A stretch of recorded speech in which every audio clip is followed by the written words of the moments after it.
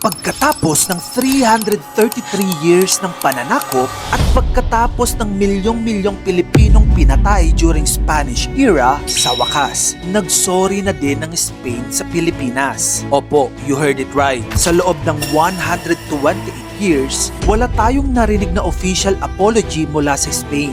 Never nilang inamin ang ginawa nilang kabalbalan sa atin. Pero nito lang, alam mo bang ang hari mismo ng Spain na si King Felipe VI, inacknowledge niya ang ginawang pang-aabuso ng Espanya sa Pilipinas noon. Pero wait, ang tanong, maliban sa sorry, ano pa ang ginawang pampalubag loob ng Spain sa atin? Spanish visa ba? O mas madaling acquisition ng citizenship? O baka trabaho sa Spain? Ano pa sa tingin mo yung ginawa nilang lambing sa atin? Sinakop ng Spain ng Pilipinas mula 1565 hanggang 1898. 333 years. Hindi lang yan simpleng historya. Oo, ipinakilala nila ang Katolisismo. Oo, naglatag sila ng sistema ng gobyerno. Pero maliban dyan, sa pilitan nilang pinagtrabaho ang mga Pilipino through pulo e serbisyo. Inagaw din nila ang lupa ng mga katutubo. Tinanggalan nila ng kasarinlan ang buong Pilipinas. At ang hindi sumunod, pinarusahan at pinatay.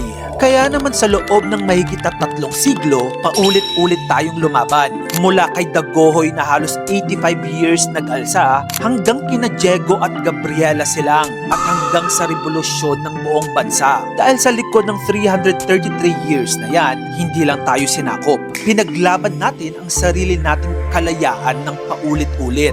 Noong opisyal na silang umalis sa Pilipinas noong 1898, ang dami ng sumunod na nangyari sa Pilipinas. Sinakop tayo ng Amerikano at Hapon, nagkaroon tayo ng independence, nangyari ang martial law, nagkaroon tayo ng 17 na presidente, at sa maraming dekada na yon, aba, tila nagka-amnesia ang Spain at parang sinadya na lang kalimutan ang ginawa nilang pang-aabuso sa atin. Until nangyari ang interview na ito. Lumabas mismo sa bibig ni King Felipe, hari ng Espanya, ang pag-amin na marami nga ang nangyaring pang-aabuso noon. Aminado siya na kung titignan natin ito gamit ang modern values, hindi dapat sila maging proud sa ginawa nila sa atin. Pero take note lang ha, hindi siya nag-sorry directly. Walang formal apology pa din at walang compensation. Ang ginawa niya, acknowledgement lang o pag-amin pero hindi official apology. Kaya naman may important clarification tayo. Yung headline na